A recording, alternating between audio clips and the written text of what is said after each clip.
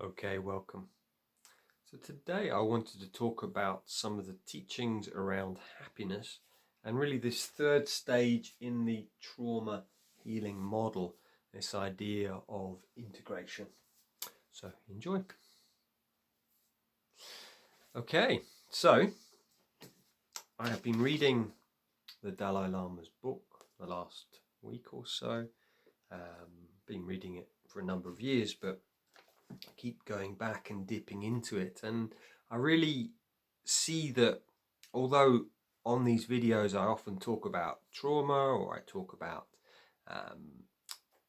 boarding school syndrome, that in my work with clients, when I do one-to-one work or even the men's circles, this idea which underpins it, this idea of happiness. How can we move back into happiness? As in his book, it is Mattieu Ricard who wrote Happiness. He says that since about 1880, there's been a lot of research published into the dysfunctional, pathological side of mental health or pathology, meaning something like 90%, 91% has all been negative, all been focused on depression or anxiety or psychosis, and very little has been focused on the positive, on how we cultivate happiness. So it's almost like what he says in the book, we take trauma, we take it to zero, so we're no longer traumatized. But what the idea that he points out is we don't then go from zero up towards happiness. So if it's a -10, we take it from -10 to a 0, which is great. But then how do we then move up to a +10? And that's often what the founders of NLP talked about as well, saying that most was just focused on the pathology, mental health or psychotherapy or, things like that. And their research was, well, how do we cultivate joy? How do we move into happiness? So I want to talk a bit about that. So the Dalai Lama talks, and if you've been through trauma, to understand, the first stage is denial, second stage is awakening. So we move, we feel the trauma, but it's almost like what Mattieu Ricard says, we stop here at the end of stage 2. And what I feel we need to move to, and what Mattieu Ricard, the Dalai Lama, is talking about, is we need to move up into stage 3, into integration, where there is both light and dark, but also happiness. It's like, yeah, we can move into joy again, which, on the archetypal language, it's the king, the sovereign, the queen is joy. So the Dalai Lama talks about this idea of the very purpose of our lives is to seek for happiness. Yeah? Sometimes we think, well, what am I meant to be doing here? So I personally see that there are 2 strands to that. One is, happiness in the moment. How do we cultivate that? And it is a skill. Even if we've been through trauma, we can cultivate how to move more into happiness and joy. And if you've been through trauma, we've really got to go through stage 2. We've got to grieve. We've got to release that reservoir of tears. For me, it was 2 years. For some of my clients, it's 6 months or a year. We need that period of time where we grieve, where we let go of the tears of the stuff which has come up.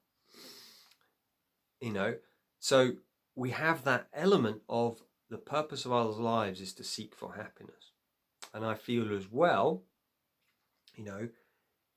in the West, and again, as Dalai Lama, but also Howard Cutler, who wrote it with him, says that happiness comes from the Icelandic root of hap, which, if you think of haphazard, meaning it's a bit random, it's a bit hit and miss. So for us, the root of happiness is, if we think, oh yeah, I might be happy, it's random. It's like, oh yeah. Whereas this idea that we can cultivate it. And I will talk a little bit about that in a moment. But just to see that in the West, it seems like a random thing. Some people are happy, some are not. Whereas in Buddhism, and the Dalai Lama talk about there's a way, there's a path towards happiness. So, you know, the other thing about happiness, I feel, especially linking this into trauma, is this idea that we need to go into the rock face. So if I see it as an infinity loop, so we go into the rock face. So this might be inner work, right? I've got to go in, do the grieving, the second part. But then we come out the other side. We've got to remember joy. If we just cycle here, we're just always focusing on our past, we become the victim. We become, we fall apart. It's terrible. It's like the woe is me.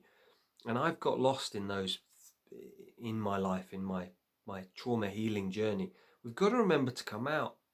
And it's almost like we've got to go in, do some inner work. So I might go off to do a workshop, or, you know, it might be every day. I will do some process work, right? What are some of my shadows? And then come back into joy. Go in and come out. And we can't get lost here just being in joy all the time, because it's like we've got to balance the light and the dark. We've got to flow. The teacher Ajahn Brahm talks about this, the Buddhist teacher. He says, you know, if we just focus on compassion, which is, you know, seeing others suffering, may they not suffer, we're really feeling that. We focus more on the challenging things in life. He says if we get stuck in there, then that could be very depressing. And we've got to come out, move into what he calls, and in Buddhism they call it mudita, which is equanimous joy, which is, you know, the success of others, the joy of others. It's like, and it's a strange thing, but it's a practice I sometimes do, is if a football team's won something, like Argentina won the World Cup, I feel the joy of those fans. I feel the joy of those players. It's like, oh wow, really feeling that. They must be really joyful. And I remembered, actually, I did this 25, 26 years ago. I used to support Portsmouth. That's where I'm from. And I used to go to Fratton Park quite a lot. And we often lost.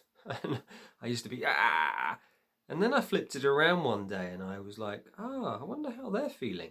I was like, wow, they're really joyful. I mean, the opposing side, they must be really happy. And so I was like, really connected with that. And that lessened my suffering. So I think it's that loop again of joy and compassion. Compassion and joy. So we go into the darkness and we come out again. So some practices just in the moment, you know, in order to cultivate more joy, more happiness. One is gratitude. What can I be grateful for? Right? And a mantra you can just say throughout the day is thank you. It's like, wow. You know, for me, where I live, I have this lovely warm space. I have an amazing wife.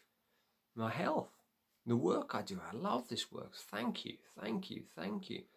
Really appreciating. And it's not just to say it, but it's to feel it. Feeling that appreciation, that thankfulness. Robert Emmons, the researcher into gratitude, said that just by writing 5 things down once a week, it increases happiness by 30%. So this is a practice I do every day. I write down what I'm grateful for. And then the trick is to feel it. Oh yeah, wow.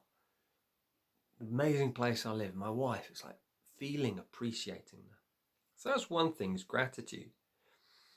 The other thing I would suggest is, you know, for happiness cultivating, is exercise. You know, walking. I noticed when I was having my mental breakdown in the monastery, I walked every day. Feel really challenged, I'd go for a walk. Feel really challenged, go for a walk. That helped me get through what was the darkest time of my life.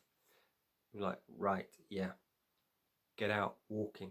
Now I know the research has shown that walking or exercise, certainly 30 minutes a day, and antidepressants has a similar efficacy rate. So Prozac did this study, and Irving Kirsch, I think he was at the University of Miami, he found that the the efficacy was the same, but the relapse rate for those who had exercised was only 8% relapse, whereas those who had been taking Prozac, their relapse rate was 30% who relapsed back into depression. So showing that the importance of exercising. So those are just two things that I do every day: connect to gratitude. And that's something I always say to my clients: connecting to gratitude, exercise, get out. And I'm got a session in a moment, but I go out for a walk now. I go and stretch my legs and just get outside. So yeah, just some ideas there. It's one of my favorite subjects is happiness. So I hope you find this useful. Okay, many blessings.